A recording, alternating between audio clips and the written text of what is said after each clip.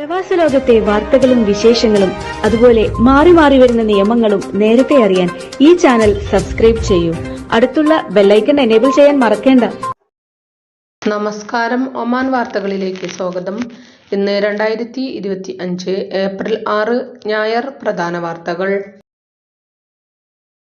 ഈദുൽ ഫിത്തർ ആഘോഷങ്ങൾ പൂർത്തിയാക്കി. ഇന്നു മുതൽ സർക്കാർ, സ്വകാര്യ ഓഫീസുകളും മറ്റ് സ്ഥാപനങ്ങളും സജീവമാകും. തൊഴിലാളികൾ ഇന്ന് ഓഫീസുകളിലും തൊഴിലിടങ്ങളിലും എത്തുന്നതോടെ ഇനി തിരക്കുള്ള ദിവസങ്ങളാകും. വാരാന്ത്യ അവധി ഉൾപ്പെടെ തുടർച്ചയായ 9 ദിവസം ഇത്തവണ അവധി ലഭിച്ചു. അവധി മുതലെടുത്ത് പെരുന്നാൾ കുടുംബത്തോടൊപ്പം ചെലവഴിക്കാൻ നിരവധി പേരാണ് നാട്ടിലേക്ക് തിരിച്ചത്. ഇവരിൽ പലരും ഇന്നലെയോടെ തിരിച്ചെത്തി. കുറച്ചു ദിവസം അവധി കൂടി നീട്ടിയെടുത്ത് റംസാൻ അവസാന 10-ൽ നേരത്തെ തന്നെ നാടണിഞ്ഞവരും ഉണ്ടായിരുന്നു.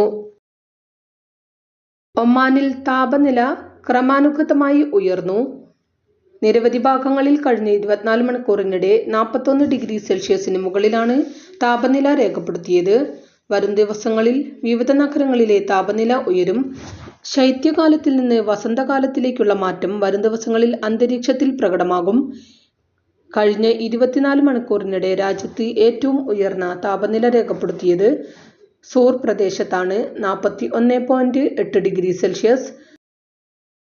ജപ്പാൻ വേദിയാകുന്ന എക്സ്പോ 2025-ലെ ഒമാൻ പവലിയൻ ഇന്ന് ഒമാൻ സാംസ്കാരിക കായിക യുവജന മന്ത്രി Sayyid Theyazin bin Haitham Al Said ഉദ്ഘാടനം ചെയ്യും. ഒക്ടോബർ 13 വരെ ഒസാക്കയിൽ അരങ്ങേറുന്ന എക്സ്പോയിൽ ഒമാൻ പവലിയനിൽ 33 വിശേഷ പരിപാടികൾ അരങ്ങേറും. നേരത്തെ ഒമാൻ പവലിയൻ ഡിസൈൻ ചെയ്യുന്നതിന് പൊതുജനങ്ങൾക്ക് അവസരം നൽകിയിരുന്നു.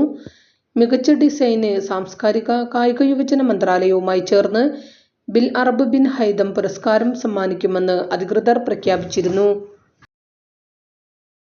ഹ്രസ്വ സന്ദർശനാർത്ഥം ഒമാനിലെത്തിയ Islamic culture society of India Qatar നേതാക്കളായ KTK അഹമ്മദ് ഹാജി, റയീസ് കോളോത്ത് എന്നിവർക്ക് ICS മസ്കത്ത് സ്വീകരണം നൽകി.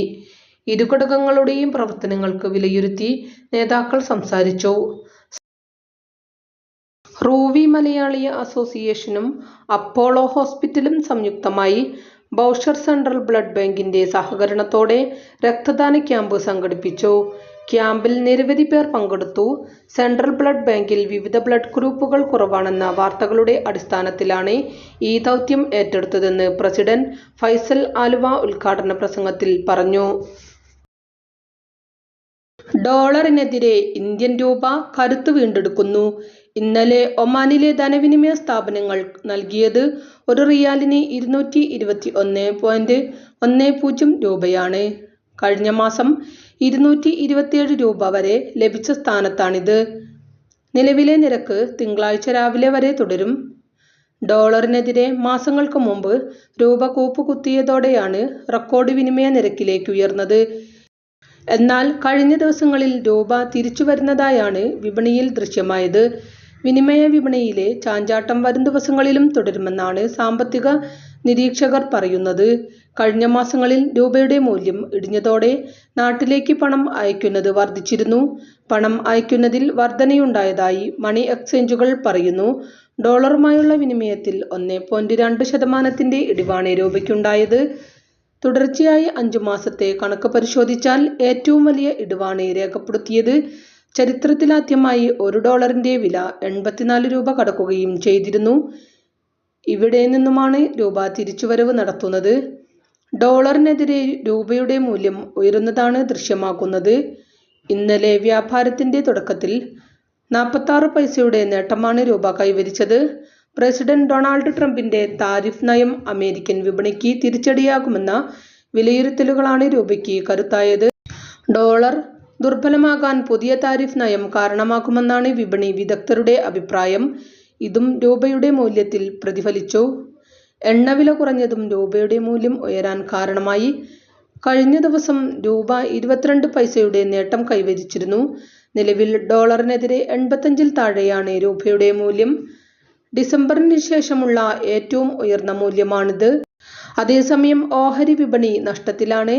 ആഗോള വിപണിയിൽ നിന്നുള്ള പ്രതികൂല സൂചനകളാണ് ഓഹരി വിപണിയെ ബാധിച്ചത്. വ്യാപാരത്തിന്റെ തുടക്കത്തിൽ സെൻസെക്സ് 500 പോയിന്റ് ആണ് താഴ്ന്നത്. സെൻസെക്സ് 76,000 എന്ന സൈക്കോളജിക്കൽ ലെവലിനും താഴെയാണ്. IT സൂചിക 2% ഇടിഞ്ഞത്. ഓട്ടോ, മെറ്റൽ, ഫാർമ ഓഹരികളും നഷ്ടം നേരിട്ടു. വികാസ് സലാല റീജിയണൽ കമ്മിറ്റി കുടുംബസംഗമവും ഈദ് ആഘോഷവും ദാരി സ്പോർട്സ് സെന്ററിൽ സംഘടിപ്പിച്ചു. കേന്ദ്രസമിതി അംഗം ഹരികുമാറിന്റെ അധ്യക്ഷതയിൽ ചേർന്ന ചടങ്ങ് ആക്ടിംഗ് പ്രസിഡന്റ് ദീപക് മോഹൻദാസ് ഉദ്ഘാടനം നിർവഹിച്ചു. മുതിർന്ന കോൺഗ്രസ് നേതാവ് KJ Joseph, general secretary Ajith Majeendran, Harish Vijay, Sharafudheen എന്നിവർ ആശംസകൾ നേർന്നു. തെക്കൻ ബാത്തിന ഗവർണറേറ്റിലെ ബർഖ വിലായത്തിൽ കടലിൽ മുങ്ങിത്താഴ്ന്ന 3 കുട്ടികളെ ഒമാൻ കോസ്റ്റ് ഗാർഡ് രക്ഷപ്പെടുത്തി. ഗോർ അൽ സവാദി ബീച്ചിൽ കഴിഞ്ഞ ദിവസമാണ് സംഭവം. കോസ്റ്റ് ഗാർഡ് യൂണിറ്റിലെ മറൈൻ റെസ്ക്യൂ ടീമാണ് കുട്ടികളെ രക്ഷപ്പെടുത്തിയത്. കുട്ടികൾക്ക് പ്രാഥമിക പരിചരണം ലഭ്യമാക്കി. 3 പേരുടെയും ആരോഗ്യനില തൃപ്തികരമാണെന്നും റോയൽ ഒമാൻ പോലീസ് അറിയിച്ചു. കടൽ തീരങ്ങൾ, വെള്ളച്ചാട്ടങ്ങൾ, വെള്ളക്കെട്ടുകൾ, അരുവികൾ തുടങ്ങിയ ഇടങ്ങളിലും സുരക്ഷാ മാനദണ്ഡങ്ങൾ പാലിക്കണമെന്ന് അധികൃതർ ആവശ്യപ്പെട്ടു. അപകടങ്ങൾ ഒഴിവാക്കുന്നതിന് സുരക്ഷാ നിർദ്ദേശങ്ങൾ പാലിക്കണം. കുട്ടികൾ വെള്ളത്തിൽ ഇറങ്ങുമ്പോഴും സുരക്ഷാ മാനദണ്ഡങ്ങൾ പാലിക്കണം. നിയന്ത്രണങ്ങൾ ഉള്ള സ്ഥലങ്ങളിലും സമയങ്ങളിലും വെള്ളത്തിൽ ഇറങ്ങുന്നത് ഒഴിവാക്കണം. മുതിർന്നവരുടെ സാന്നിധ്യമില്ലാതെ കുട്ടികളെ വെള്ളക്കെട്ടുകളിലോ നീന്തൽക്കുളങ്ങളിലോ കടലിലോ ഇറങ്ങാൻ അനുവദിക്കരുത്. മാതാപിതാക്കളുടെ അസാന്നിധ്യത്തിൽ കുട്ടികൾ വെള്ളത്തിൽ ഇറങ്ങുന്നത് മുങ്ങിമരണം ഉൾപ്പെടെയുള്ള അപകടങ്ങൾക്ക് ഇടയാകും. നവചേതന ഒമാനിലെ കലാപ്രതിഭകളെ പങ്കെടുപ്പിച്ചു നടത്തുന്ന ഡാൻസ് ഉത്സവ് 2025ന്റെ 3ാം സീസണിന്റെ audition Sohar Lulu hypermarket ഹാളിൽ അരങ്ങേറി. Lulu general manager Ismail, Navachetana vice president Geetha Kannan, secretary Aneesh Eradath, programme കോർഡിനേറ്റർമാരായ പ്രവീൺ, സുനിത, അനീഷ് രാജൻ എന്നിവർ വിളക്കുകൊളുത്തി ഉദ്ഘാടനം ചെയ്തു. വിവിധ മത്സര ഇനങ്ങളിലായി 150ഓളം മത്സരാർത്ഥികൾ ഓഡിഷനിൽ പങ്കെടുത്തു. ഒമാനിലെ ഇന്ത്യൻ സ്കൂളിൽ 2025-26 അധ്യയന വർഷം ആരംഭിക്കുന്നു. പുതുതായി പ്രവേശനം നേടിയ ആയിരക്കണക്കിന് വിദ്യാർത്ഥികൾ ഉൾപ്പെടെ 47,000-ൽ പരം കുട്ടികൾ ഇന്ന് മുതൽ അക്ഷരമുറ്റത്തെത്തും. 22 ഇന്ത്യൻ സ്കൂളുകളിൽ വ്യത്യസ്ത ദിവസങ്ങളിലാണ് ക്ലാസുകൾ തുടങ്ങുന്നത്. ഭൂരിഭാഗം സ്കൂളുകളിലും മുതിർന്ന ക്ലാസുകളിൽ ഇന്ന് മുതൽ തന്നെ പഠനം ആരംഭിക്കും. ആദ്യഘട്ട അഡ്മിഷൻ നടപടികളെല്ലാം നേരത്തെ തന്നെ പൂർത്തിയാക്കിയിരുന്നു. 2ാം ഘട്ടം പുരോഗമിക്കുകയാണ്. എന്നാൽ വരും ദിവസങ്ങളിലും അപേക്ഷിക്കുന്നവർക്ക് പ്രവേശനം അനുവദിക്കും. അതാത് സ്കൂളുകളിലെ ലഭ്യമായ സീറ്റുകൾക്കനുസരിച്ചാകും പ്രവേശനം. ഇന്ത്യക്കാരല്ലാത്ത വിദ്യാർത്ഥികൾക്കും ഇത്തരത്തിൽ ഇന്ത്യൻ സ്കൂളുകളിൽ പ്രവേശനം നൽകുന്നുണ്ട്. ഗസ മുനമ്പിൽ ഇസ്രായേൽ അധിനിവേശ സേന നടത്തുന്ന തുടർച്ചയായ സൈനിക ആക്രമണത്തെ ശക്തമായി അപലപിച്ച് സുൽത്താനേറ്റ് സാധാരണക്കാരെയും അടിസ്ഥാന സൗകര്യങ്ങളെയും മനഃപൂർവ്വം ലക്ഷ്യമിടുന്നതായും പൊതുജനങ്ങളെ സംരക്ഷിക്കാനും ആക്രമണം തടയാനും ഐക്യരാഷ്ട്രസഭ സുരക്ഷാ കൗൺസിൽ ഇടപെടണമെന്നും വിദേശകാര്യ മന്ത്രാലയം പ്രസ്താവനയിൽ ആവശ്യപ്പെട്ടു. അൽ തുഫയിലെ ദാറുൽ അർഖം സ്കൂളിനോട് ചേർന്നുള്ള ഷെൽട്ടറിന് നേരെയുണ്ടായ ബോംബാക്രമണവും Saudi centre for culture and ഹെറിറ്റേജിന്റെ മെഡിക്കൽ ദുരിതാശ്വാസ സാമഗ്രികൾ സൂക്ഷിച്ചിരുന്ന വെയർഹൌസ് നശിപ്പിച്ചതും ഉൾപ്പെടെയുള്ള സമീപകാല ആക്രമണങ്ങളെയും ശക്തമായി അപലപിച്ച് ഒമാൻ സംഭവങ്ങളിൽ അഗാധമായ ആശങ്ക പ്രകടിപ്പിച്ചു. അന്താരാഷ്ട്ര നിയമലംഘനങ്ങൾ തടയാനും നിരപരാധികളായ സാധാരണക്കാരെ സംരക്ഷിക്കാനും അടിയന്തരവും നിർണായകവുമായ നടപടി സ്വീകരിക്കണമെന്ന് വിദേശകാര്യ മന്ത്രാലയം അന്താരാഷ്ട്ര സമൂഹത്തോടും UN സുരക്ഷാ കൗൺസിലിനോടും ആവശ്യപ്പെട്ടു.